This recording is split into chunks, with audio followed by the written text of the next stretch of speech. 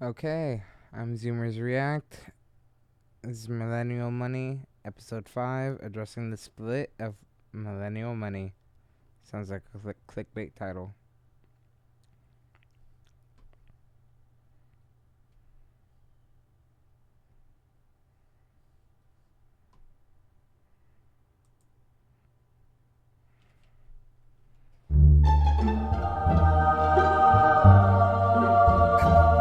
We're live! What's up? What is going on, guys? This is Millennial Money. Thank you so much for joining us today. I got the intros today for us, and we have Andre Jick here, who is an absolute master of not just magic, but finance. He's amazing. Check him out on YouTube, over 1 million subscribers. I got a magic trick for you, Andre, okay? I want to see it. You ever seen this one before? $2, and then no $2. Pretty cool, right? We have Graham. It's like investing in Tesla today, basically. Yeah. we have Graham Stephan here, who's an absolute legend on YouTube. He's got so many millions of subscribers that I couldn't even add up that much. It's just ridiculous. And Graham, just for you, I can't even I count that got high, this right? here today, okay, just to kind of get your blood flowing a little bit, bring a little intensity out. Thanks. And then up top we have Meet Kevin, who is an absolute beast on YouTube with well over 1 million subscribers, and he keeps you up to date on things that are going on in the market. Stimulus so much, but that's the cuddly part, okay? You know, we've got to talk, okay? This is a family. We got issues to address, okay? Tattooed chef. What is going on here, Kevin? Okay, I am hearing so many different things. And oh, we lost Kevin. I don't know what happened. The whole thing cut down. Wait. Here we go, Kevin. Where do I start with this one? Okay, so Dropbox, okay? You know, that was a stock I heard you were against, Dropbox, okay? This tattoo stuff comes out. Next thing you know, I'm getting a ton of people in the comments saying, oh, Kevin, you know, he's selling out a tattoo chef. He's not a fan of that one. Then all of a sudden today, I'm hearing you're selling out a Voyager. I'm like, wait a minute, that's my newest stock. I'm like, what is going on here, man? We've got things to address. You also used your screen name to put meat, MEAT. Yes. That's last week. a little Yes. suspicious. That was a coincidence, as odd as that sounds, because I have to log in on a private browser to do this StreamYard, so I have to type in the name manually every week. And that's also why it took me a little longer, because I have to do all the settings manually every week. And I'm like, oh, I'm just gonna see if anybody catches this. And literally the entire last week's stream, we had nothing but meat emojis. The entire hour and a half. I'm like, okay, I should change my name at this point, but I didn't realize I could change it during it. But yeah, no, that was unrelated. But what is interesting, or was it? But what is interesting is where are all these rumors coming from? You heard that I'm anti-Voyager. I mean, where do we start? Do we start at Dropbox? Do we start at Tattooed? Or we start at Voyager?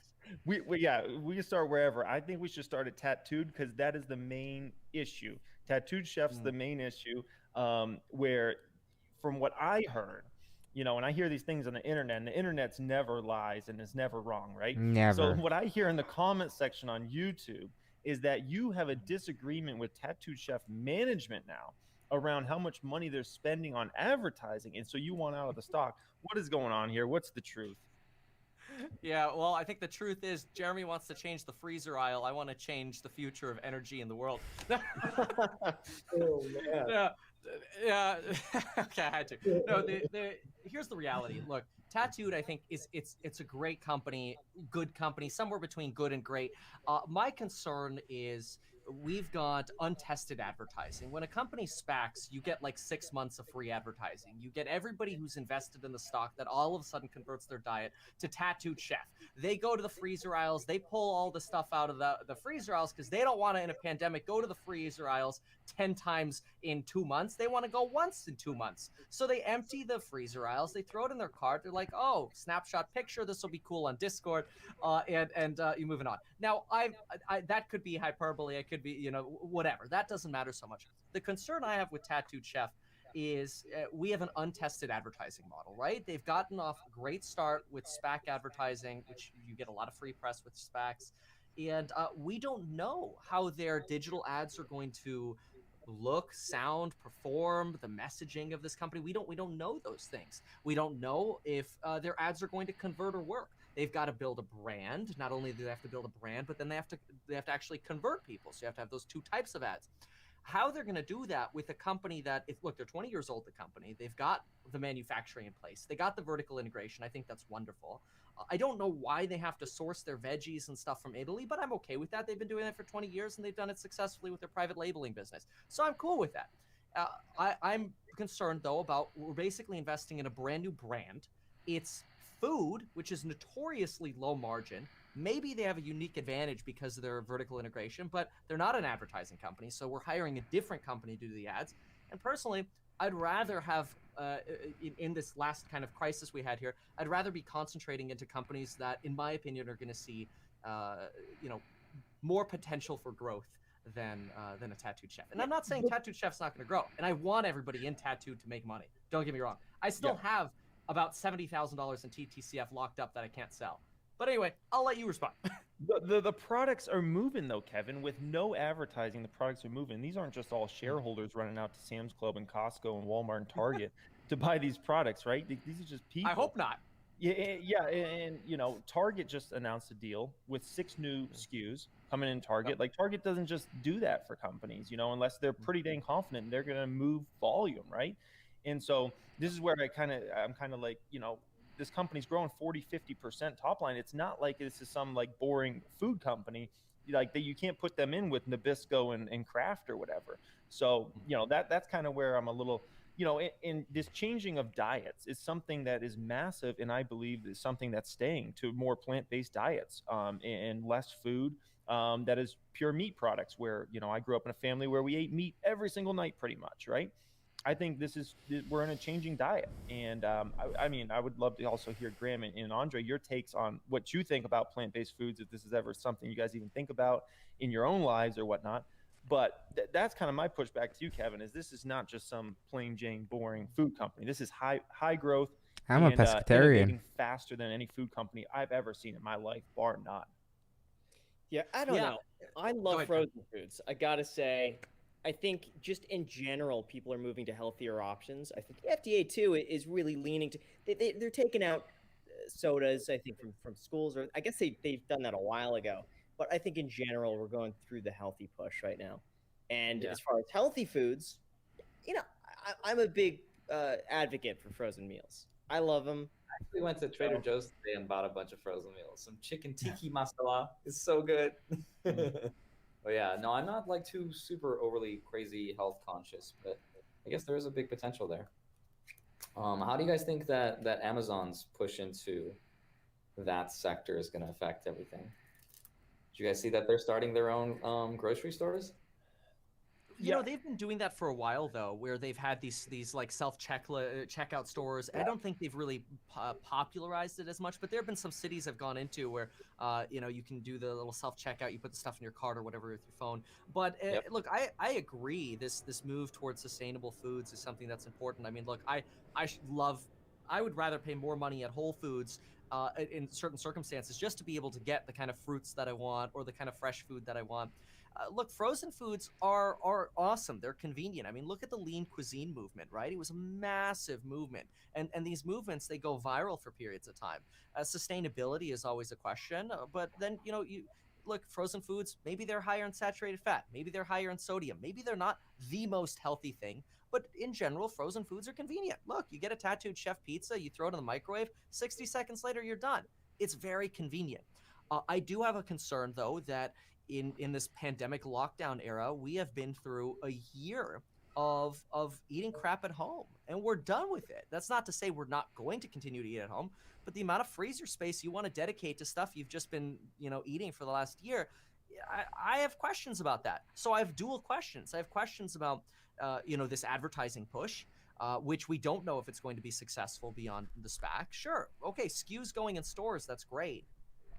I hope it does very well. And I think it'll do fine.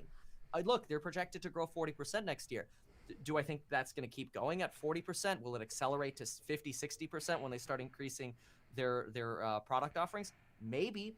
I am skeptical. And when I run them at 30% growth for the next 4 or 5 years, the valuation is as rich as Square or a tech company. So I'm like, why would I be in low margin food, high sodium, high satty fat, when at the same time we have an unproven advertising model and we have the COVID pandemic getting too many things for me aligning at the same time where, again, I still got money locked up in them. I'm stuck in some regard.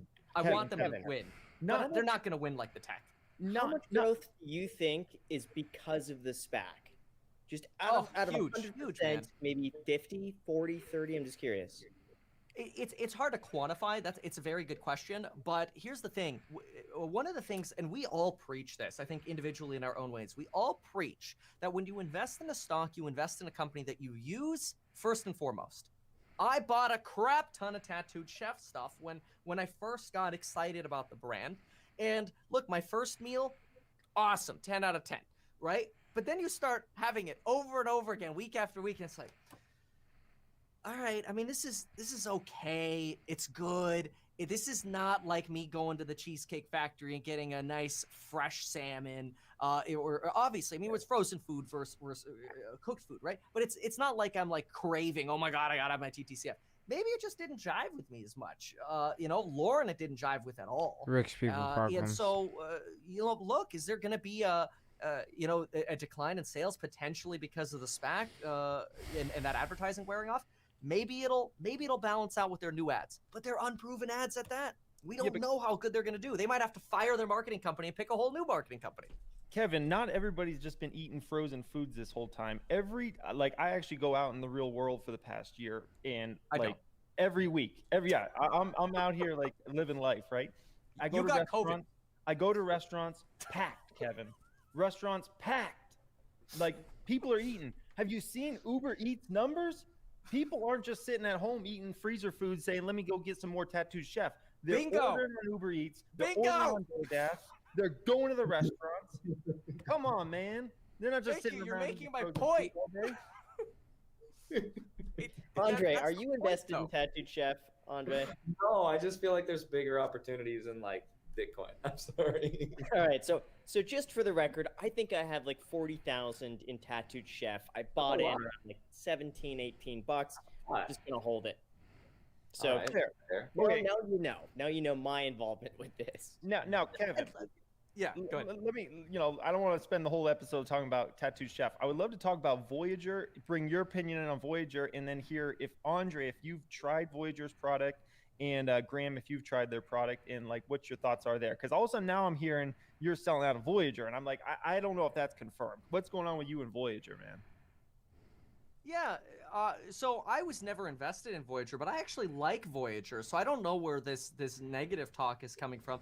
I've been actually talking positively to my course members regularly about the potential for Voyager over this past week since the interview. Whenever I had the interview, I'm like, this is really interesting. Now, looking back, it's like I should have just bought it then because obviously it's done well since then. But whatever, $5 here or there, it doesn't matter to me. I'm optimistic about the company. I've been comparing them a little bit to eToro. I've been working on comparing valuation. I think the edge that Voyager has is their interest-bearing accounts on 21 coins or something like that.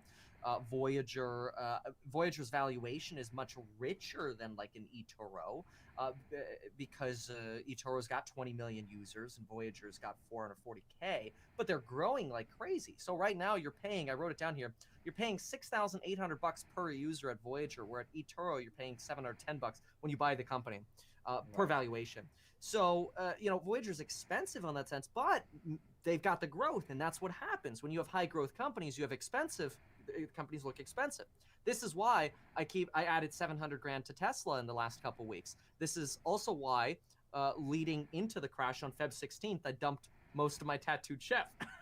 I'm like, I'm putting this really quick. I'm out of the loop here. What is Voyager? Voyager, yeah. It's like BlockFi. You're talking about this app, right? The Voyager app. Yep. Yeah, it's like BlockFi. Yeah, so it's better than BlockFi. I was gonna say, how does that compare to BlockFi? I don't know. I haven't used it yet. I've got to use it. What? You're not on That's why I haven't bought it yet. Kevin, you know what? Wait, you haven't used Voyager yet? Kevin, I downloaded the app. I had to get off the wait list. Then I was going to wire money in. but I've been too busy making videos to wire money in, so I need to wire money in probably tomorrow, and then I'll try it. Okay, I haven't tried the app either, honestly. This is the problem I have with you, Kevin. You're always buying stocks without even trying their products first, man. Making me mad. I didn't buy it. I didn't buy it yet. Do you use Voyager? What's that? I'm sorry? You use Voyager? Yes. Yep. And I have bought some cryptos, but I can't share them on this video because I know I gotta. How do you not let me know about this, man? I gotta save that content for my channels. But I have bought 3 cryptos. Okay. 3. Okay. Okay. Yep. I'll disclose one of them for you guys. Okay. Ethereum was one of them. Of course. I was gonna say you're probably number 1 is Ethereum. I know you love Ethereum. Yeah. So and I've used it and it's great. It's a great product experience so far. Like it's seamless. Like boom, buy and it's done. And it's as easy, if not easier, than the Fidelity app or whatever. So I enjoy the product. But Andre, have you tried it yet, or are you on Coinbase, or what do you use? I'm using BlockFi and Gemini, honestly. I like that BlockFi and Gemini integrate well with each other, but I mean, no, I haven't used Voyager. I just mostly use BlockFi, which is good enough. But what's the difference between BlockFi and Voyager? What's the advantage? So from my understanding, like a lot is like there's no fee in Voyager. So there's no fee. From my understanding, with a lot of these other exchanges, there's like a 2% fee or something like that, isn't there? For buying? Yeah. I haven't seen that. Where are you guys getting 2%? That seems like a lot. Yeah, not 2%. Or maybe not 2%, $2, something like that. There's some sort of like fee that kind of ends up adding it up on these. All these different brokerages, they find a way to get their fees one way or another, whether it's through the front end of you buying it, or when you go to sell it, or when you go to transfer it. So like I know BlockFi allows 1 transfer free a month, I believe, and then after that they charge you some fee. So it's kind of interesting. They all find a way. So it's like what you might think is better on Voyager might not necessarily be better because there's so many entry and exit points that they could be collecting fees from other ways. So until we see one of Kevin's videos comparing the fee rates like we did last time. I loved that video, by the way. That was the most ridiculous video I've ever seen, but it was the most informative. I've never wondered about this until you made the video. I need to react to that. Makes a lot of sense. I actually really liked it. Thank you. Even though I think that could potentially mislead people, though, that video, because I think there was a lot left out. Because like the conclusion to the video was Robinhood was free, or not free, but it was the cheapest to buy Bitcoin. Right, but there's a huge problem with buying Bitcoin on Robinhood. Well, yeah, but that wasn't. I mean, like, and I addressed that too. That look, you can't transfer money out of there. If you want to transfer money out, you have to sell. Then you pay taxes, of course. Right. But I mean, when we do a 5 trial experiment within 30 seconds on each swipe, 5 different times at different days, and the pricing of Robinhood's the cheapest, you kind of, in that sense, in that scenario, I mean, try it yourself, but you kind of have to give it to Robinhood a little bit. Like, I was shocked. Like, I was thinking, oh my gosh, this is going to be the easiest way to bag on Robinhood. And then I did it, and I'm like, well, there goes my title. I just think that one of the reasons why they're cheaper is because they don't allow those transfers. So they don't eat the costs for transferring because they don't allow it, period. So I think that's probably baked into some aspect of the cost, is the fact that they don't eat the exit points. So you know what I'm saying? And I would rather pay a little bit of a premium for the freedom to transfer and move my money than be locked into Robinhood and buy derivatives. But and you're getting Andre makes interest sense at BlockFi, which basically pays for the extra you're paying in like 3 or 6 months or something like that. Exactly. Yeah, of course. Yep. And by the way, I was looking between BlockFi and Voyager. The biggest difference I saw is that BlockFi limits the amount of interest. So after 2.5 Bitcoin, your interest goes down from 6.5 down to 3%. Yes. It looks like with Voyager, there is no cap, but it's 6.25%. So if you have more than 2.5 Bitcoin, makes sense to go to Voyager instead. But is it only 6.2% on Bitcoin, or are there other rates for other cryptos? Because I know other rates to other cryptos, it's basically almost identical to BlockFi, a little bit lower, but there's no cap. Okay. Kevin, I watched when you did that interview with the CEO, That's and interesting. that was something crazy to like see. Hear him basically talk about the interest. You know, they can pay like, well, let's say 9% on USDC, right? And maybe Voyager makes like 1% on that, right? And yet somebody on the other side is making so much money that they can pay that interest rate and still profit. That's just like ridiculous to even hear that. Like Andre, do you think that's sustainable? Like that's just I don't know. Just wild. Not long term, but I mean, I don't think that's gonna like bury them or anything. Like not long term, they're all gonna revert to the mean of like probably 2-3% at some point. But I think that we're like 5 years out minimum before like massive crypto adoption to the point where it's like, all right, this is like not sustainable. I don't know, but yeah, I think it'll be a while. What did you think hearing that, Kevin, when you heard that? You know, the real concern I have with all of these platforms is that, you know, if they're all of this lending is based on actually having a stable currency value for these different coins. If inflation does not manifest, which I believe is a very real possibility, that we have temporary inflation and inflation does not manifest. If inflation does not manifest, there could be, in my opinion, a catalyst, not saying it will happen, but there could be a catalyst for a massive crypto sell-off of, holy crap, look at what fiat just went through. Look at what the stupid dollar just went through, which everybody's making fun of, right? I mean, even Sarah Eisen on CNBC was making fun of it, essentially calling it worthless earlier today on live TV. Dollar? You know, like everybody's making fun of the dollar. Everybody thinks inflation is coming. If that doesn't manifest, one of the reasons for getting into this deflationary currency might evaporate. Now, people say that, oh, well, don't worry, there'll always be hodlers and there'll always be people here. Fine. But if for whatever reason there's this down spiral and Bitcoin goes back to 10K and all of a sudden you got all the people who are diamond handers who have never been through an actual crash and then they're like, holy F, and then they paper hand because that's what happens. You know, you could have this potential spiraling out of control very quickly, and you could see the entire system collapse, you know, in like a Robinhood style situation. And Robinhood had safeguards. Like that pissed off a lot of people, those safeguards, but they had safeguards. Right. We don't know about that for crypto. I'm actually counting on it to happen. Like I'm counting on Bitcoin to crash to some ridiculously low level. Josh, why are you buying it then? I don't think we're going to see inflation, but you can't deny. I mean, we've seen asset inflation. We've seen inflation throughout investments, real estate. I think Bitcoin could be a part of that. So I think we're not going to see inflation. We're going to see temporary inflation short term. But I think over the next 5 years, I mean, there's no doubt that the inflation we've seen is in investments. Can someone, hold on. I have a quick question for you guys. Can someone explain to me, like a 5-year-old, why do we have a separation in inflation between assets and something else? Keep in mind this. Okay, let's say that you don't have enough for the necessities, like let's say food, housing, transportation, and so on. Right. Low interest rates are going to help you pay for necessities. But when you have already so much money, and I'm talking millions or tens of millions or hundreds of millions of dollars, and you get low interest rates, you're not going to use all that money to go and buy necessities. It's not like you're going to go to the grocery store and spend $10 million buying up all the cereal and milk. So instead, you're going to put that $10 million into the market. You're going to invest it. And when you multiply that through, every investor who has access to really cheap money and doesn't want to ruin the opportunity to take out a 2% interest rate, you're going to put that money not in transportation or not in insurance, not in like, shirts and whatnot. You're going to put it in investments. So that's why investments, in my opinion, are basically inflated. That's why. My question is, I agree with you, but like, why do we have a separation of inflation, like calculation? Why is there a difference? Because to me, they're one and the same. Like, I know the Fed has told us, what was it? Kevin, you would know the numbers. The PCE for the last 12 months was something like 1.5%. So yeah, it came in even lower. Like the CPI data was the last one that came out. The Fed uses the PCE, but look, here's the difference.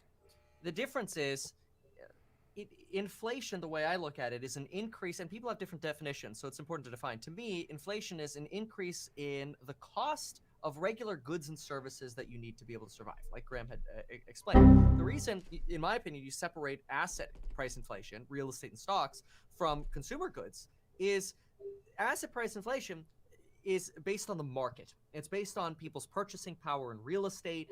It's based on the availability of funds and people's desire to be in stocks versus other assets, be it bonds or cryptos, and the markets take over. That money does not necessarily have to disappear, but it can, because when prices go down, money does disappear. Just like when a company goes public and their valuation goes from $5 billion to $100 billion, that's money that's created out of thin air, right? right? That's not inflation because it's not leading to my cup of coffee at Starbucks going up in cost. Sure. The problem is when we have so much money in circulation that there's so much demand, and that all of a sudden that demand exceeds deflation that we're seeing because Sure. it's easier to make coffee now. It's easier to make cheap coffee now, right? Sure. The cost of coffee can come down in that sense. For whatever reason, though, I have such a hard time separating the two different like inflations, because to me, buying a house is one of the biggest purchases you'll ever have. And if you have insane asset inflation, like here in Vegas, for example, I don't know, Jeremy, if you remember, back in like 2019, our median home price here in town was $220,000.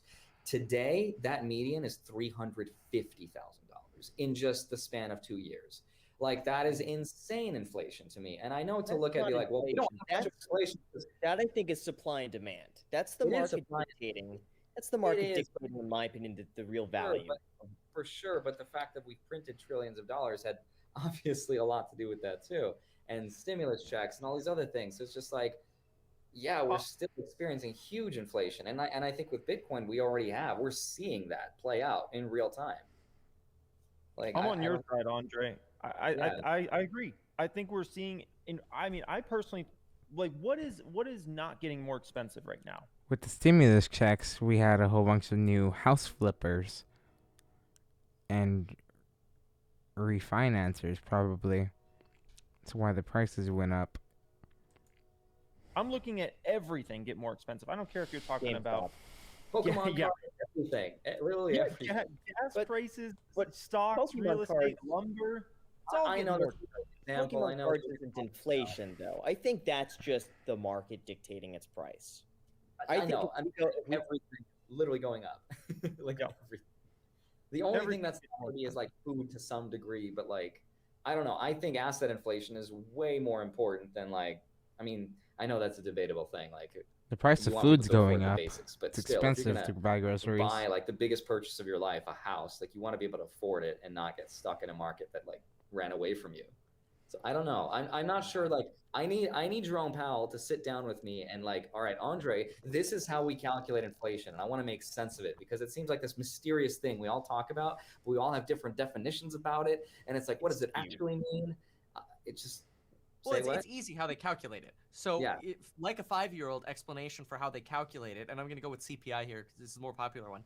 Sure. Basically, imagine you take a shopping cart and you go to Whole Foods, and you're like, I'm going to get this brand of toothpaste, I'm going to get the Granny Smith organic apples, that cereal, that loaf of bread, that dog food, that cat food, and that pack of gum. And except now include a tennis ball, shirts, an iPad, a phone, and all these various different consumer goods.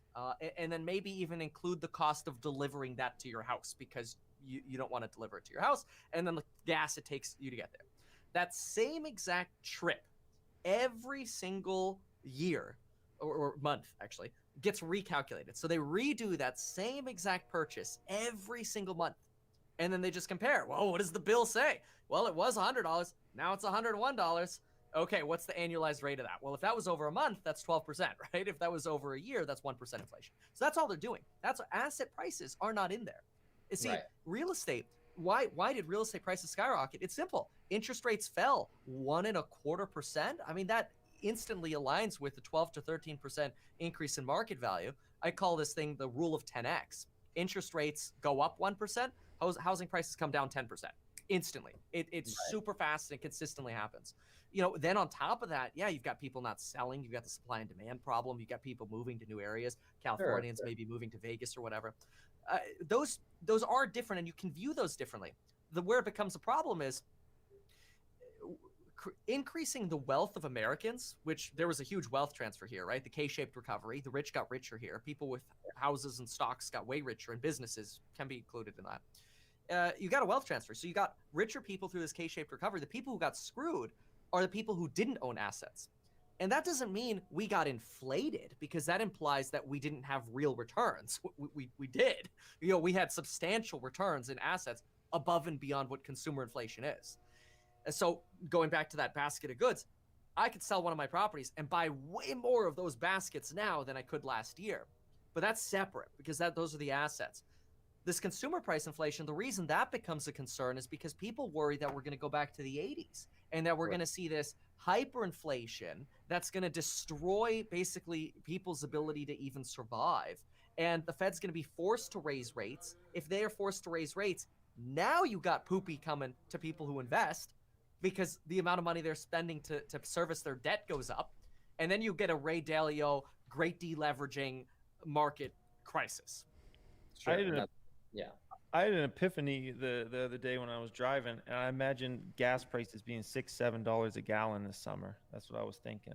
It's terrifying. So, imagine if that really happened, right? And I was kind of like putting all the pieces together, and I was like, it kind of makes sense. Everybody starts traveling again, driving like crazy, and then OPEC maybe says, OPEC's obviously hasn't been making nearly as much money. So imagine if OPEC's all of a sudden like, oh no, we can't get the supply to the right levels and something like that. And next thing you know, oil prices just go crazy. I think it's going to take something like that event to really like $5, $6, something like that, gas prices to really like hit people in the face and like all of a sudden realize there's inflation. Because like housing costs, like you said, Andre, if that goes up, more than likely rents are following right behind. And they already have, yeah. But wouldn't you say gasoline going up is more of a supply issue than inflation? Because that just seems like something where, as long as they increase production at some point, prices are going to go back down. And I also think it's not going to be so much of an instant switch. Like one day, everyone's like, all right, I'm good. I think it's going to be a very gradual process, probably throughout. Sorry for the barking. That's just what I think. I feel like we've been witnessing that. We had that in California in 2008 and 9. We had $5.50 gas. We had the barrel surge, and it got really expensive in California. Guess what happens? People who can't afford it travel less. Sucks, but that's what happens. When prices go up, the supply and demand kicks in, and guess what happens? If you can't afford it, you wait. You pay with your time because you can't afford it anymore. Right. Yeah. Yeah, I mean, but with oil prices, if they just keep going up, then all of a sudden, or just say for a period of time, companies raise price on everything they're going to be shipping, right? They're going to pass that on to consumers, and then that gets passed on, and companies aren't going to likely take off those price increases, right? The tennis ball example, if all of a sudden you start charging more for tennis balls, once the oil price goes back down, I doubt you're going to say, oh, now we're going to charge cheaper price for tennis balls. It just doesn't work like that. Well, I think there's real inflation. I don't believe it. Well, I want to touch on that. You have to drop the price. One moment. Okay, let's hop back into this. Prices again, because here's what happens. Oil prices goes up. What becomes more profitable? Fracking. So we start having more fracking wells. We get more oil and gas jobs. All of a sudden, you bring the price down because you're fracking more and you have way more supply. Now, we're not going to be fracking on federal lands because of Biden, but there's plenty of fracking. There's plenty of that happening. And so what happens, like, why would you lower the cost of the tennis ball? Because you have to. Because if, the dude on Amazon's like, bro, I'll sell you the tennis balls for 50 cents a piece and they're high quality. And you're like, why am I paying $4 a piece? You have to compete. Otherwise, you get screwed. And Amazon's a great reason for that. So, look, I get, like, can we see short-term inflation, big boost in travel, bump in gas prices? Totally. Yeah. But it's not here to stay. We got to be more concerned with deflation than inflation, in my opinion. Yeah. That's ridiculous. That's a ridiculous statement, Kevin. That's just preposterous. Are you kidding me? We got to be worried more about deflation. What in the world? Why do you say that? Okay, that just sounds like the silliest thing I heard all day. Tell me. Flapjacks. Why are you doing that, Kevin? That's a holy smoke, because this ain't no joke. Come on. What's going on here, man? I don't think Kevin believes deflation's going to happen. I mean, I know you're optimistic, but I don't think deflation's going to happen because we keep printing money. We're concerned about all of the money printing, creating inflation, but all we're doing is forestalling deflation. All we're doing is preventing prices from going down even more. And so, yeah, we're printing money, and people are like, how can this not create inflation? Well, because things get cheaper over time. And I had an argument with somebody about this a few months ago. They're like, oh, the standard of living is way lower than it is today than it was in the 50s. And I'm like, are you kidding me? It's way better today. Sure. Like, people have multiple cars, multiple TVs, multiple computers. Even a poor family has access to the internet, and good internet in many cases. Maybe not in rural areas. There are problems. But look, like deflation is all around us. Everything has gotten more affordable. When I sold my World of Warcraft account when I was like 16, I got $2,000. I bought a 40-inch TV like an idiot. Spent $2,000 on a 40-inch TV. I get that for like $299 now. Are you kidding me? That is straight up deflation. I got a higher quality TV for a tenth the price. Now But those headphones. The headphones, That's you came back inflation. with the headphones. I think what it is, the cost of headphones has consistently gone up every single year, and phones. The iPhone consistently gets more expensive. Kevin, Well, I think what it is, Kevin, is I think what people look at is they say, okay, in the 50s, let's say, or 60s, right? The man went to work and made his money at the factory or whatever, right? And the wife got to stay home. She got to take care of the kids. They got to live in a decent house that, you know, they kind of owned, right? They probably had it on a loan. They had a car, and they look at that and they say life was good. And nowadays, you know, if you make a decent salary in the United States is what, like 50K, 60K a year? I don't think that's decent. I think that's average, but it's not decent. Yeah, okay. So let's say you even make 60 or let's say 70K. Can you support a family and live like a respectable life, you know, with let's say 3-4 kids and you know, your partner doesn't work? I mean, certainly not in California. You know, never mind a lot of markets around the United States. And I think that's the way people view it. They say, man, you know, we're a couple out here grinding, working, trying to make 40K, 50K, 60K a year, and we're barely making ends meet. And they have this view of people in the 50s and 60s, and it's like one person worked and they took care of the whole family, and you still had some money left over. And so I think that's where that view comes from. It's a crime. It's very unfortunate, but it's not a crime of inflation. It's a crime of capitalism. When you, unfortunately, you get paid in this world based on the value you deliver, in roughly, like broadly speaking, right? If you're creating a fintech app that can be downloaded 1 million times and you become a billionaire, that's because you just changed millions of lives with an app that can be replicated over and over and over again. When you're a programmer getting paid $400,000 working on that app, it's because you're creating massive value, whether that's shareholder value or user value. It's usually both. You're creating massive amounts of value. Is it a crime that somebody, you know, in a factory forging chain link fences, which, you know, parts of this are still done by hand? It's unfortunate, but you're not going to be able to support a family on that, and that's a result of capitalism. So then that turns into a political question. Well, do we need universal basic income so somebody can actually survive? Yes. Or do we just need machines to make the darn chain link fence? And then does that person need to get educated into computer programming? That's just the world we're in. That's capitalism. What do you guys think about the possibility that, you know, there can be some sort of payment that starts being consistent? Because now that we've pushed the envelope so far with the whole stimulus checks over and over again, this is what, the third round or whatever. Now I feel like the door's been pushed open. Third round? I never got my first one. Of like, you know, folks on the political aisle that want that saying, hey, let's go ahead and do this. Like, what do you guys think is a realistic possibility? I would love to hear your guys' opinion. Didn't they tested that out in California? They tested it out in California, and so far, and I haven't done enough research into this, it seems like they had some decent results with that. And it wasn't meant to be permanent, but it was meant to be enough where people were able to get full-time employment. And they found that when people had a base level of income that kept them consistent, they had the time to go and interview for full-time work, whereas otherwise they would be stuck at, let's say, a part-time job and not having the access or the means to go to different interviews. So It seems like that might be a worthwhile option. I just haven't done enough research on it yet. Yeah, I know Andrew Yang kind of popularized that recently, but I know Alaska did something like that similarly. They were giving some money away. But yeah. I'll chime in on it.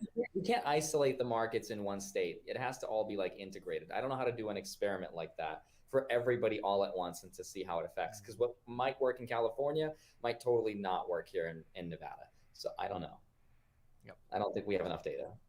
I mean, I have a crazy theory on it, and in my opinion, it would be a wonderful way for it to work, but it's probably too utopian to ever happen. Is look, if everybody got, let's just say, if everybody who was, you know, within a certain percentage of the poverty level got $1,200 a month, just here's $1,200 a month, universal basic income. Now what happens? Well, the first thing you do is you eliminate poverty. You eliminate the problem that people can't feed their freaking children, which is an utter crime. There should be no such thing as child poverty in this world. It's pathetic. More than enough with 1,200 so a month. that's the first thing you do is you stop people starving. The second thing you do is you start reducing crime because, poverty, in my opinion, necessitates crime. Exactly. Trying to get ahead. People are just trying to survive. Yes. Yes. So you solve those problems. Then you potentially start solving race issues because poverty, unfortunately, disproportionately affects minorities. Yes. Yes. So the problem is you almost have to tie this $1,200, kind of like you tie the value of Bitcoin to something. You almost, which is using energy, you almost have to tie this $1,200 to work. And that might be you're going into a trade school and you're learning how to code, or you're going to learn sales, or you're going to learn how to do something that provides value to society. You'll be an economist here. We got to, we need more crypto economists at the Fed or whatever. Here's a job for you, I think now all of a sudden you eliminate poverty, you substantially reduce crime, you reduce racial tensions, you solve a lot of problems. Guess what else you get to do now? You get rid of unemployment, you get rid of welfare, you get rid of disability, you get rid of all these programs because you don't need them anymore. So now you simplify Kevin for bureaucracy president. on top of that. But it's never going to happen. Here's the issue, Kevin. Okay, so there's a lot of issues, right? So, here's the pushback against that. If you're going to start sending, let's say, every person $1,000 and let's say makes under 100,000 a year, okay? Mm-hmm. Why not 2,000? Why not 3,000? Can you really make it on 1,000? Why not just keep pushing the envelope? Well, why not have them live a good life? Why not give them 10,000 a month? This is where you get into some big questions about. You got to adjust for cost of living in different areas. Right. You'd have to do that. It's just going to keep pushing it. They're just It's going to almost keep like a pushing Pandora's box of problems as soon as you open it. But Yep. Yeah. Well, and that's one of the reasons why Republicans absolutely hate the idea of universal basic income, is because you're right. I mean, once that starts happening, it's like, well, now we need to increase it over time. Now we need to have more. Now we need to incorporate more audiences. It's totally true. It's a massive political issue, and that's why it won't happen. And so, but that doesn't matter to, like, if somebody's watching who's like, look, I'm a struggling single person with 2 kids or something like that. I don't have the kids. reality is Can't the way afford for you it. to get ahead is figure out This world how can you sucks. provide more value with less time. I remember, Graham, you know this too. You were working at a museum doing graphics for $1 or whatever. Then you're like, wait a minute, I can become a real estate agent and make bank in less time. Well, that's because you provided more value in an industry that creates more money. This is why I like high margin industries. This is why I like investing in Apple, because when I spend, like an idiot, I spend $550 on headphones, Apple's able to keep 30% or 20% of the bottom line, whatever, because it's high margin, it's high quality, it gets better and better every year. The quality of these headphones compared to headphones from 5 years ago, insane differences, right? And that's also why I don't like investing in low margin businesses like Tattooed Chef. We're back at that. Kevin, you didn't just say that. Kevin, have you seen they charge $4.99 for one of the bowls? You think it costs them $4.99 to? No, come on, man. Wait a minute. I think we're on a good subject here, okay? Don't get me all fired up with Tattooed Chef again, okay? No, okay. So let's say here's another issue with that. You have Jeremy, all let's say frozen meals like hypothetically, that are cheap. The checks are $3,000 a month now, right? So one, you have potential hyperinflation if you just are throwing crazy amounts of money out.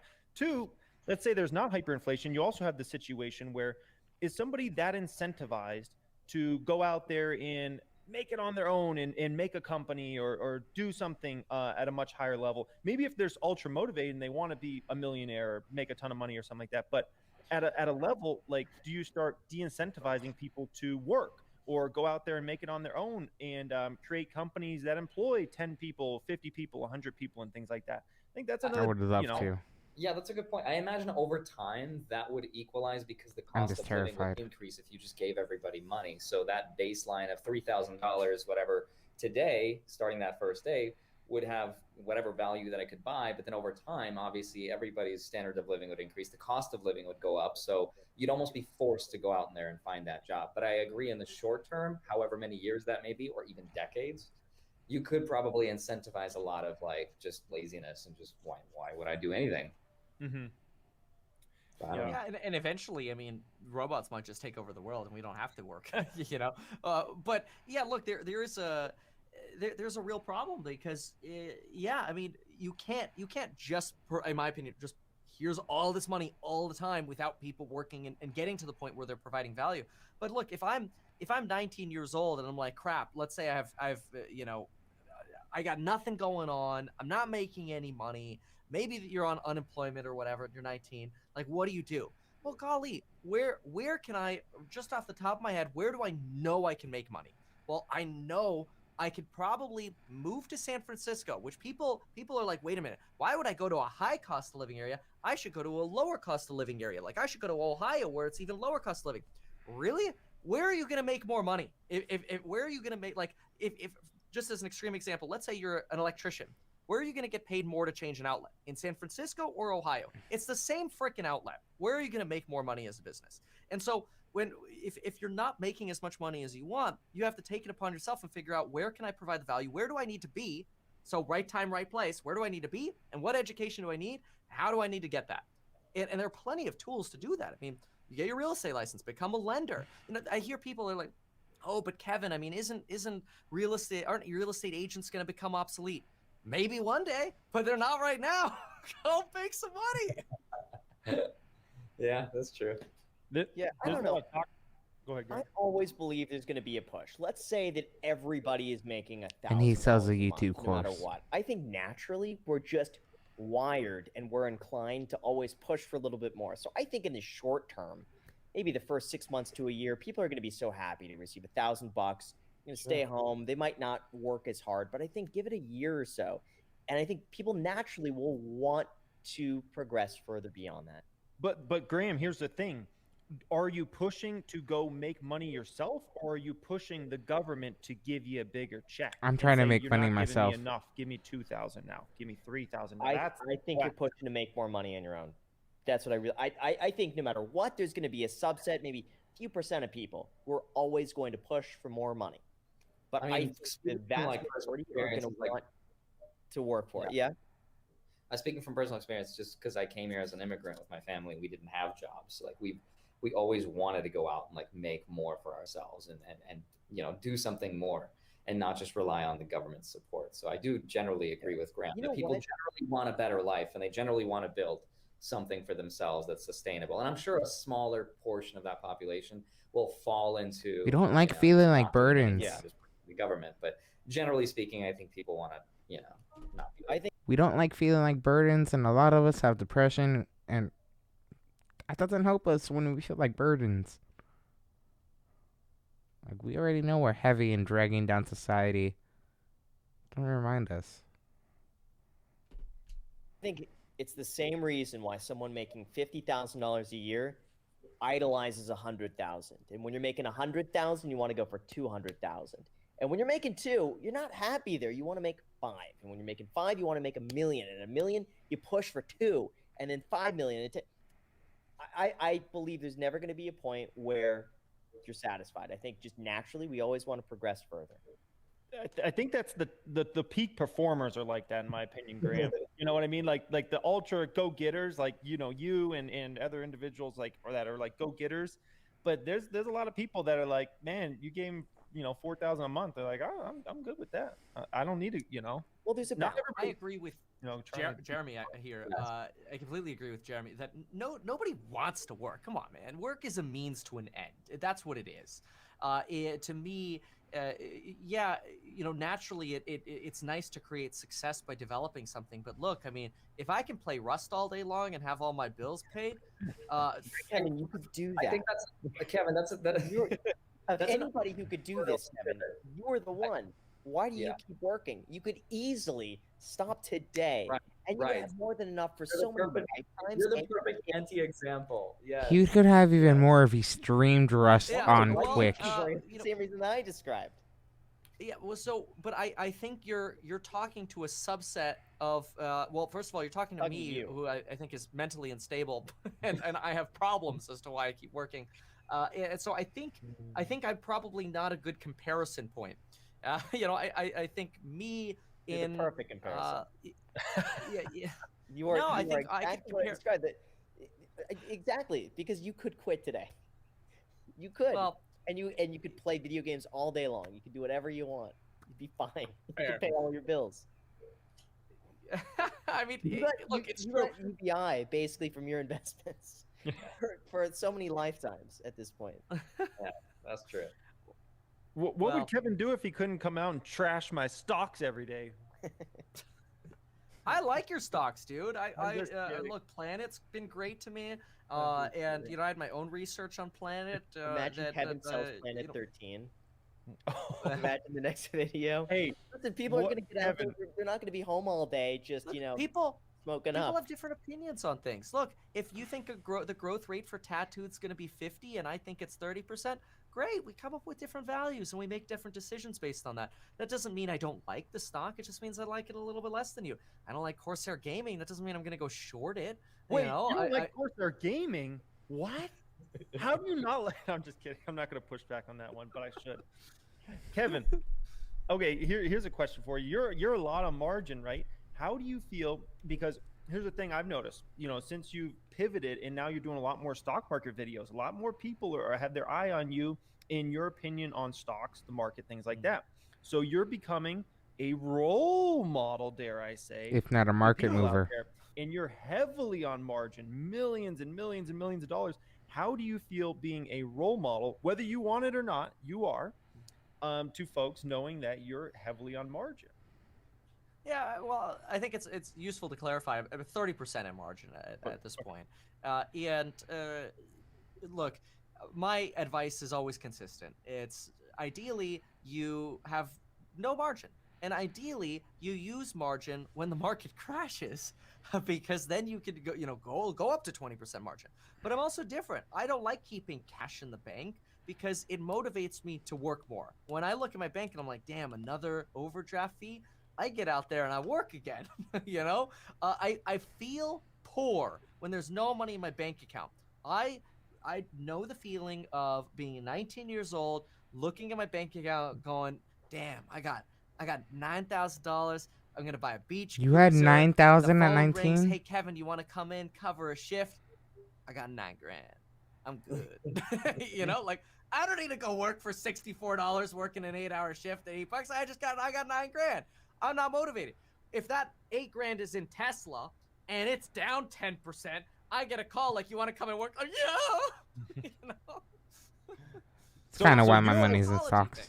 You're almost saying you're using margin almost as an incentivizer for you to stay hungry and keep working and keep grinding. Hell yeah. Okay. What do you- Interesting. What do you say about people, Graham, that say the same thing about spending, like overly excessive spending? Because I had a lot of wealthier friends that are like, I buy really fancy things and houses I probably shouldn't be buying because it makes me hungry and I keep working. I gotta say it's true. I've heard the exact same thing, and yeah, a lot of the people I worked with too are very much like that, and they have no problem spending everything and being down at zero because they have the confidence that, you know, no matter what, I'm gonna make it back next year. I've always felt like that can work, and I did that to myself for a long time. By the end of every single year, I made sure I had all of my money invested. I had nothing. When December came around, December 31st, I might have like $5,000. It motivated me to take any deal possible because I knew I don't have much in the bank account.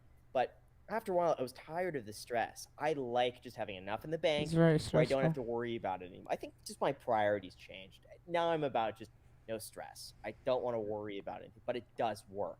I gotta say, when you got a big payment every single month, there is nothing that's more motivating than that.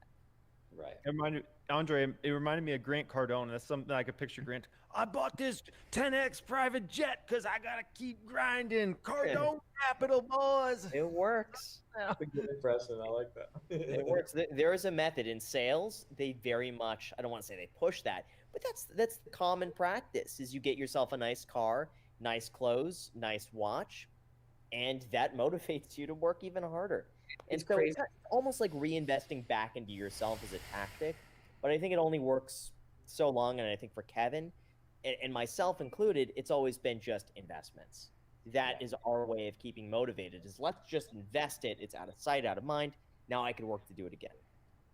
Right. I get this weird, like, high almost from, and I rarely do this, but so my money's spread out between like 4 or 5 different brokerages. Yesterday, it was like it was the day before yesterday. I was up at 3 a.m.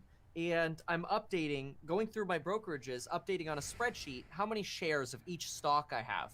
And I'm going through and going, oh, I have that many there now? Oh, yeah. Oh, that many there now? It's fun. The number doesn't go down except for Tattooed Chef. That number went down. But the other, they keep going up. So, like, when I want to see numbers going up, I see my share count going up. I don't care what Mr. Market says about the price today or tomorrow. People are like, oh, Kevin bought Tesla and then it went down. I don't care. Talk to me in 10 years, man. That's what someone who doesn't care about the price says. At what point do you think you'll ever get either tired or bored of that? Or do you think you ever will? Or will there be a 90-year-old Kevin that's like, ooh, I've got 1 million shares of Tesla? Is there an end? You know, I think there'll be a 90-year-old Kevin on a beach somewhere who's like, oh, let's buy a Tesla dip, boys. You're gonna be buying Elon I'll be on a yacht NFT. or a beach or something. It'd be like, oh, Elon Musk's second tweet, NFT. I'll buy it, $3 million. That's what you would do. Hey, Kevin. So when you're 90 and on that beach, will you finally start researching stocks? Or you're just gonna keep buying them? Oh. He'll be eating Tattooed Chef from his beach home. Hey, we could disagree on our research, but I love research. I feel like I drown myself in research. People are always like, Kevin, when are you gonna do a deep dive on this stock or this stock or this stock? It takes me very long to deep dive these stocks. And like, honestly, I should have just blindly bought Voyager, right? But I didn't, because I'm sitting here looking at, growth trends between BlockFi and Voyager, and I'm trying to think of what's the worst case scenario of these companies going bankrupt in a crash, and how much exposure do I balance that with Bitcoin? I spend a lot more time than it looks like on research, because you put a video together, and I'm sure it's the same for you. You put a 10-minute video together, I know it's the same for all of you guys. Graham, people don't know you spend 8 hours on your videos. Andre, you spend like 50 hours on your videos because you're crazy. I don't know how you do it. And I know you're up in the middle of the night researching crap, Jeremy. People don't know that. They don't see that. Yeah, and to be fair, Kevin, stick up for you for a moment. I think these CEO interviews you've been doing lately are an amazing way to research. You're getting I watched the GGTTF one. I learned some things I didn't even know. I watch a Voyager one, same exact thing. I think, man, I would stick, keep doing those, man, because you go for an hour and a half. You find out so much good stuff, man. It's really good. Kevin, do they reach out to you or do you reach out to them? I've been so curious about that. It's been referral lately in a weird way. Like, I'll have one person on, and then that'll like piss off someone else, and they're like, I saw you had this person. I want to come on and share my insights. There's another gold seller coming on, and they're like, oh my god, what this person said is so wrong, I need my turn. And so like, it's been really interesting like that. And some people I'll reach out to, like, for example, Shelby Church is going to come on, which I think is awesome. We'll talk about, I know you had her on, and we'll get to talk about real estate, so that'll be fun. So some things like that I think are fun. Like, she had an update on Instagram. I'm like, oh, it'd be fun to talk to her on the channel. Sure, things like that. But yes, some of the reach outs are like, I actually got to reach out. I got to respond to them. I got to write down a reminder to do that. There was another cannabis CEO from what? You got to hire somebody to do this for you. Oh, I know. This could be their full-time job. Is just lining you up one interview every day, 5 days a week. Yeah, that's true. I do get a little exhausted. I feel like I can't do interviews all the freaking time. But I do have, for example, Shift coming up. I think it's going to be one of the co-CEOs of Shift Technologies, a used car company. It's been relatively flat, but it's, in my opinion, so undervalued. They'll be coming on, so I get to grill them and go, why doesn't Wall Street like you? It's going to be fun. Cool. Hey, Andre, Graham, I got a question for you guys. So, Andre, I know you invest a portion of your cash in the high interest rate, let's say cryptos or whatever. How much, if you don't mind, as a percent do you put in that? And then, Graham, after that, I'm interested. Like, what do you think about putting 10%, 30% of your cash, because I know you're a cash man, into USDC that pays 9%? So two things. I'll say the first thing I want to do is I want to create our own crypto savings account that we could pay people. I think that would be super cool. Like, I think we should create our own and then get funding for it. We could probably self-fund it and then, base it off of whatever token and then just promote our own thing. That's, I think, would be the real strategy here. There's a $1 billion idea. who's with me. All right, I'm just gonna. Yeah. Oh, good. Why not? Everybody's in. Secondly, yeah, I put in 100% of my crypto into that. I should probably diversify it to Voyager or to some other platform because I don't want to keep 100% of it into one platform because they're all relatively comparable percent yields. That's fine. But as far as like my net worth, I'd say 30%. Okay. So Yeah. so you're not super worried about like any type of weird situation happening and then I don't know, somehow you lose your money or something. It's just money. I'm not going to pull a Graham and say it's money I'm prepared to lose. It's kind of money I'm prepared to lose if it goes south. Because you have to remember, that was $100,000 originally, which was a much smaller percent of my net worth. And it grew to $800,000, which is roughly 30% of my net worth. So, yeah. I don't know. I've been thinking about it. I'm worried. I'm just that little bit of me, just in case, if I put it in US DC, what happens if something goes down? In a small chance that happens, like this is money I can't afford to lose. I mean, if I have all my savings in an account, that to me is like, I need that to be like 100% guaranteed.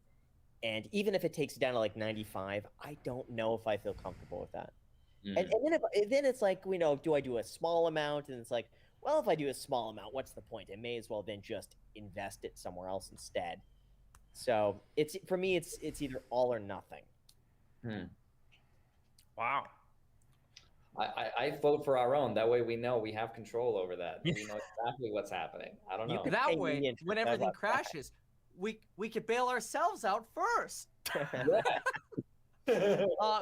We could Graham, go to the I Cayman heard- Islands, guys. This will be amazing. Graham, I heard you've been doing some purchasing. What's going on? What are you buying? So big announcement, guys. Got a new car. I pick it up tomorrow. Wait, but you bought a GT. You spent like Yes. $300,000, which Yeah. you could have put into Tesla stock and lost 10% on, why? Why another one? So Because, yeah, go ahead. get this. It's a Volvo 2006 S60. 110,000 miles. I got a Vegas car. So now I got a car just to mob around in here. Not worry about it. I don't have to worry about charging it. Because listen, going back and forth with the Tesla, it sucks to charge it. Now I got a car that I could just drive around. If anybody comes to the house now, if anyone comes to the house now, they got a car to drive around in. They don't have to borrow my car. They don't have to borrow Macy's car. We just got a car. When you're here, you can drive around. Kevin, whenever you come and visit, just come and drive the car. That car is yours. Anybody could use it. And it's a smoker car too? A what? A smoker car. What's a smoker car? Never heard of that. It's a cigarette car. What? Like somebody smoked packs in there. No, it's it's on got water the damage? bar. It has a bit of a fluid leak. Get Why that would fixed. Kevin ask that? But Hey, We're all Graham, like speechless. Like, that's a smart idea though, Graham. In all honesty, to get a car like that because you're not gonna have to get recognized in a car like that. Like no one's gonna be like, oh, that's Graham Stefan going. Let's go follow him. Andre, the day you saw me on the highway, which you saw me because you stuck out like a sore thumb. I was like, that humblebee is Jeremy. Yeah, and then all of a sudden you guys are putting down your window and waving, and I'm like, oh, this must be a subscriber or something. And because I never was like, oh, that's Andre, because I don't know what car you were driving, but it was like a Nissan or something. And then all of a sudden, yeah, my wife is like, oh, that's Andre, blah blah blah, and I'm like, oh shoot, yeah. Yeah. So wait, hold on. I'm just trying to rack my brain because you have a Tesla, a Yeah. Model 3, but you got another car just to not charge it sometimes. yeah. Or... Okay. So long trips, the Tesla is terrible to charge, and sometimes like I got a charger at the house. I'm reading the comments, so like you can charge the car at the house, but sometimes it's just if people are here, like Jack is here. We have an assistant that's soon going to be working full time. I got a car now where for whoever's here could drive this car. If I want to take the car down and not have to worry about driving a Tesla, just drive this thing. Graham Stefan, did you say Teslas are horrible? Yeah. Okay, so this is actually giving me $1,000. Like, you a can't go slight little wrong with the car. hesitation about Tesla. So, what happens when Elon introduces the ultra affordable Tesla? What happens when those charging stations are like packed to the brim? Do you guys think they're going to be able to keep up with demand with that sort of Yes, stuff? because that's that's one of speed up charging. It's going to be like a gas station where you charge up. It's going fast. to be 2 minutes, and then that's it. Wait, what level is this? This isn't level 2. This is like, what is it? Sorry, I'm not like a huge Tesla person. It's like level 3 now. I've never heard of this. Oh, yeah, that would be the next. Yeah, they would just keep like going up in levels. I think 5 to 10 minutes is more realistic over the next, let's say, 5 years. I think 2 minutes would be a stretch. But what they'll do, Andre, they'll just add more chargers. That's what they've done. Like, on almost every trip we go on to Arizona, like they'll add more chargers to like the ones that we have to stop on. I just feel like the rate at which they'll add the cars is so much more than stations that they could possibly add. And if you say 10 minutes, that's still like, dude, you're gonna be stuck in a line. Right now, Andre, I never have to wait. When if I go to California or I go to Arizona, as of right now, who knows? Maybe it gets crazy, but as of right now, like every time we go to a supercharger in the middle of nowhere, it's always stalls available. Now, why is Graham saying that he needed a whole new car just to be able to not the time it takes like an hour to charge, right, Graham?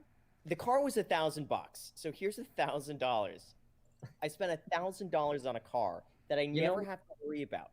That when my dad comes and visits, he's got a car. If he flies in, he's got a car to drive around. Or he could just Uber.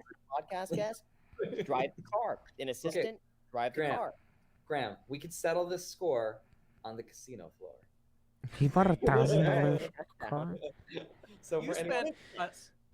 I'm happy to have a car I never have to worry about. I'm happy to have a car I could park it in a parking lot, never be concerned if someone dents it, scrapes something. You spent $1,000 not on a car, but on a liability. Now you have to maintain it. It's going to drip oil in your driveway. It's not as safe as a new car. If you're worried about employees having a car, pay them a couple $100 more a month and let them pick something. But now you're absorbing that liability. And you're going to drive it? Yes. Why do you have a Tesla then? Sell your Tesla and put it into stocks. It doesn't make sense. Like, so what, the charger thing? Okay, then afford yourself, take the GT or afford yourself a longer range car. But I don't know. What if you get into an accident and then you're like, crap, I died as a multimillionaire because I was being frugal. It's safe cars. Volvos are safe. It's not like, we're not talking about like a 1980s car. We're talking about a 2006. It's Volvo. They're safe cars.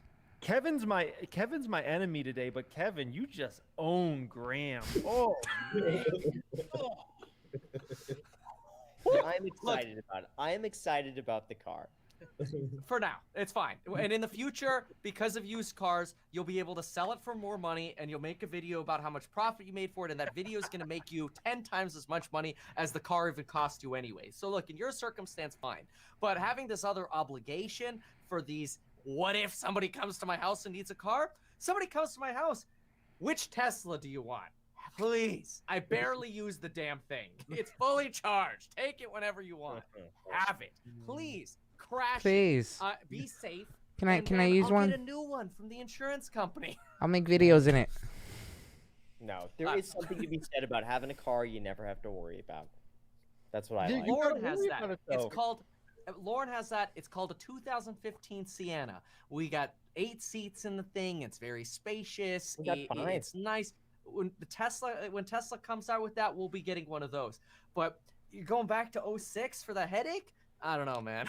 Kevin's got an 8-seater? Wait till you see this bad boy. Just wait. You're going to want to drive it. When you're here, you're going to be so happy, Grim. I'm thankful you got this Volvo. Just wait to see. He's like, I don't know how I got to your house. I must have not used my Tesla, but I'm glad. That's awesome. My gosh. Okay, what about your fish tank? Yes. Oh, I saw that. That was cool. Oh, yeah. So water goes in 3 weeks. So the weekend of like April 15th, 16th, water goes in. It's got a cycle for about a month. And then a month after that, so mid-May, I could start putting some livestock in there. So excited about it. So excited. I'm actually looking at the aquarium with it's empty with rock in it more than I would look at the car. Like this aquarium for me is like everything I ever could have wanted. That's awesome. We're never gonna see. Well, how much is the aquarium? It's like 40 grand. 40 grand? 40 No, grand, you won't let somebody use your car? you're gonna pay $1,000 on a car that's your safety and your life, but 40 grand on a fish tank. What? Why does it not make sense? Wow.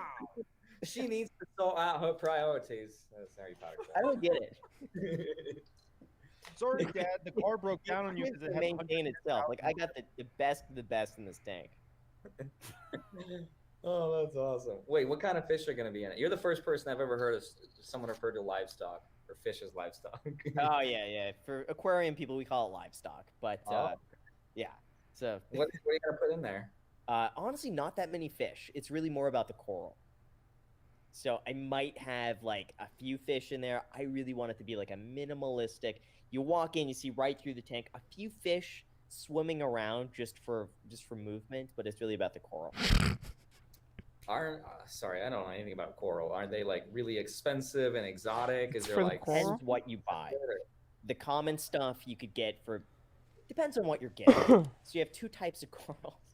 We are really going on. We have two types of corals here. You have soft coral and you have hard coral, like the stony coral, like when you see like the big sticks coming out of the rocks. That's hard coral.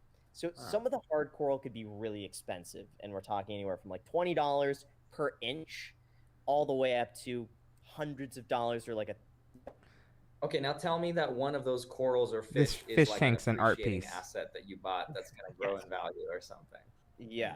So it's actually true. There are corals that you could get that will grow, and what you could do is you chip off a piece, and you could sell those little pieces.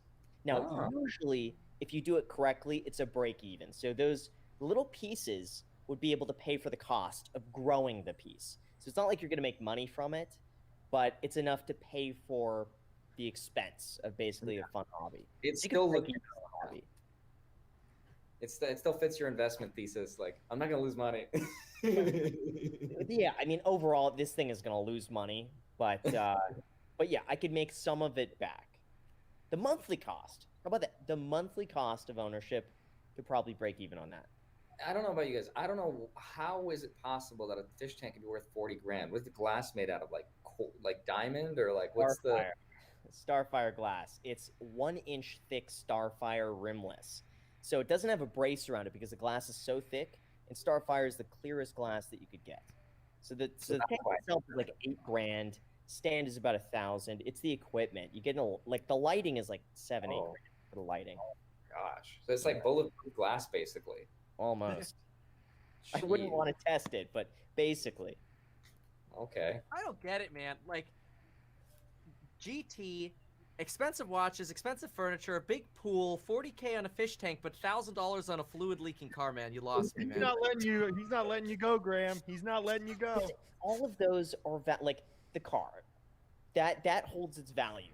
I'm not wherever it. That's gonna hold its value. So I don't lose any money on that. That's basically like money sitting in a savings account. The house, that's going up. That sounds horrible, though. $100,000 on the house. So the house had made money. The furniture, yeah, I mean you could argue it's not gonna be worth as much. A lot of that was recreations. I'm not buying like the restoration hardware version. I'm buying like the recreation of that. So it's not as expensive. So there is a cost in that, sure. But everything overall keeps its value. The car for $1,000, it's worth more than $1,000, but it's going to keep its value. I'm not going to lose any money on that. The aquarium is the only thing that I'm going to buy that I'm going to lose money on. And I've acknowledged that. Everything else goes up in value, or at least plus, stays the same. When you come to Vegas, Graham's gonna let you drive that illustrious car around. Lucky you. You're He'll gonna be able drive inside the fish to tank. kids everything.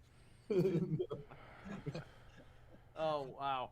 I don't know. I mean, I get it. I get what you're saying. Lauren wants Hold to on, move, recording for break, example. sorry. We actually just looked at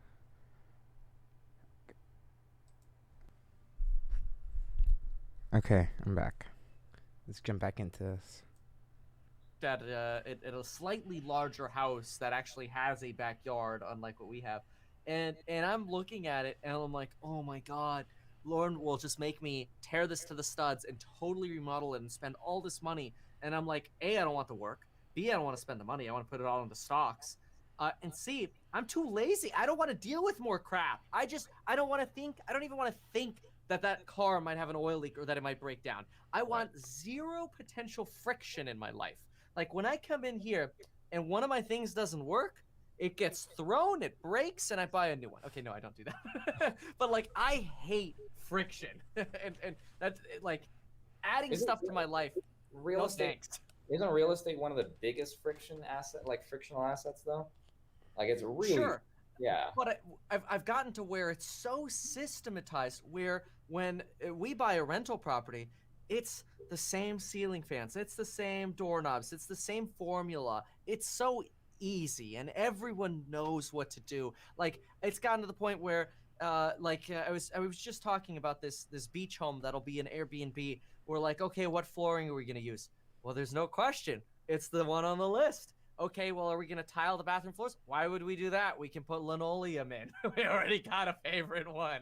Like, why would I spend more money and complicate making these choices? So that's just gotten automated out of practice. And so I've made that as frictionless as possible. Now I've gotten myself into mistakes like larger renovations or dealing with the city on development projects. That's being stupid. And that just reiterates why I don't want more friction in my life. Kevin, what are you buying? I'm curious. What sort of house are you looking at? What price point? How many square feet? Yeah, it's really just a minor upgrade from what we have. So we'd go from like 2,400 square feet to maybe like 2,900 square feet, which I mean, I shouldn't say that's minor, but it's relative, right? I mean, I bought this place for $600K. It's probably worth like $758 now or something like that. And I don't know, maybe if we were in the same neighborhood, we'd buy something for like 1.1 or something like that. Hey. So not like it's not a massive change. It wouldn't be massively more expensive. I just don't want to spend money on it. That's the thing. I'd rather not move. Everybody watching this right now, flood us comments if you would like to see this done in person and Kevin moved to Vegas so we could actually do this show in person. And if it hits 10,000 thumbs up, we maybe Kevin can move to Vegas. Okay, just flood us. Let Kevin know he needs to move to Vegas so we can do this in person because 3 of us are here. It's only one guy missing, and we could do this in person at an actual set. Oh my gosh! I think we should do it live as we can with 3 of us, and we should do it anyway. We could put a shot out of Kevin, just a TV screen on the chair. Like, yeah. Screen of Kevin's face. It's so great. There's probably not going to be any convincing to leave Cali.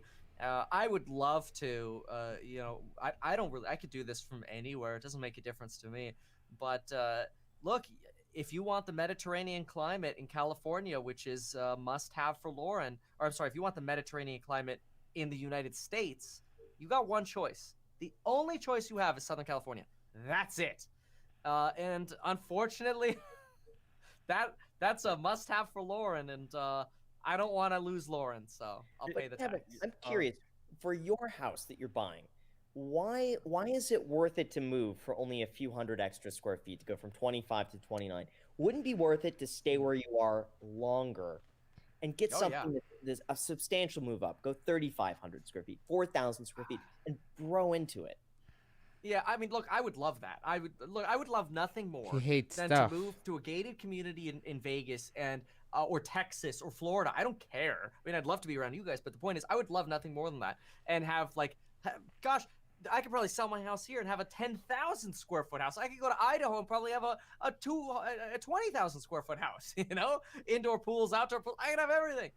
But I don't get that weather. Now, why don't I do that here? Well, I want to do that here. Like, I would love to move to, let's say, Santa Barbara and just have a house that I wouldn't even improve it that much. Just, I would love to be able to walk outside of some large estate in Santa Barbara and, like, there's the ocean right there. Like, here's a massive backyard in the ocean. You know, these beautiful like vineyard style Oprah Winfrey kind of things.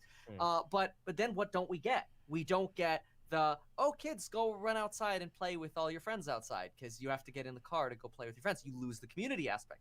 And that's the downside of California. Overrated. I say that. Overrated. What are friends? Yeah. I haven't heard It's from mine a in a challenge, long you know. And we time. want to have Yeah. 6, 7 kids, so we do want to be around. That's a lot of moving, though, Kevin. If 6, 7 kids, worth it to wait and get 5,000 square feet.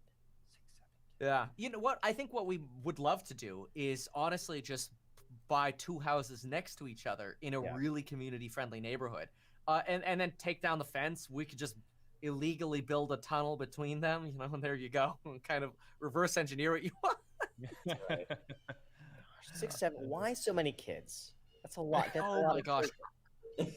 Yeah, I love children. I love the idea of, you know, these are like, it just brings like tears to my eyes just thinking about it. These are like little lifelong friends that I feel like you to like 98% certainty you always have. They're always on your side. You could do business with them in the future. You could, you know, buy stocks with them in the future, whatever, right? Like, those are the things I think of. But you know, I could play. I want a little army because I want it. Why? I don't know. But I would rather spend money hiring people to help us with diapers and cleaning and stuff like that, and have a smaller house, but have an army of children. You should try it, Kevin, man. kids are overrated. No, I'm just kidding. I don't know. I'm excited by that.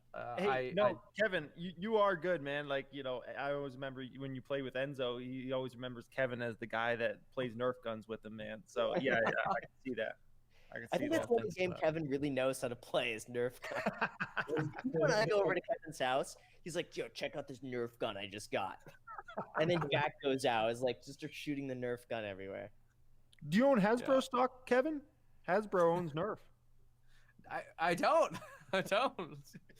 No, but now you you know, might. pandemic, people are gonna be spending less on stuff at home. You know. Oh, there we go. Oh gosh. Hey, should we like look at the comments or anything before we wrap up tonight's video, guys? Or Yeah, answer we should.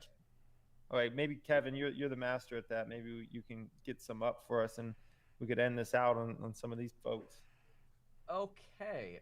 Yeah. Let's ask some questions. Ask some questions, and we'll figure it out here. We'll pick some questions here. Buy the stocks of things you like and use. I mean, I love that argument. I think that's great. Honestly, part of me, I would be interested in buying a Lucid solely as almost a hedge against Tesla, like constantly being aware of every little firmware update. You know.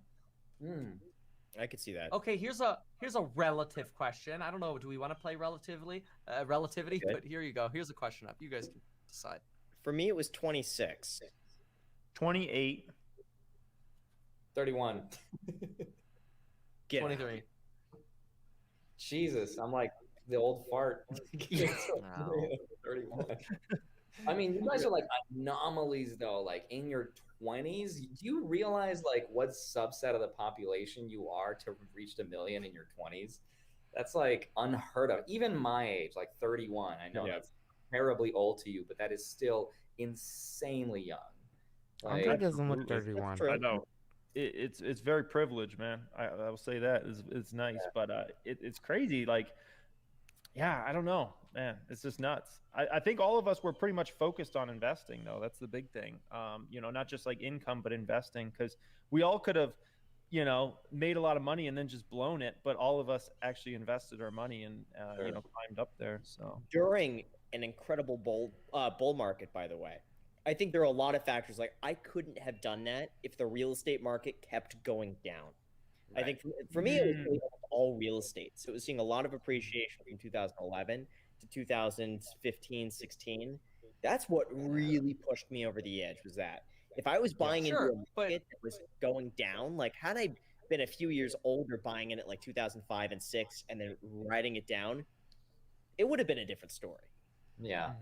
Yeah, I'm sure. Look, a lot of people get jaded from those experiences too, like the 2008. Very commonly, when I hear people who they're extremely vocal against real estate, usually it's because they got screwed in the past, you know, potentially like 2008. But look, you had the balls to go buy in 2012 or whenever you bought. Not everyone did.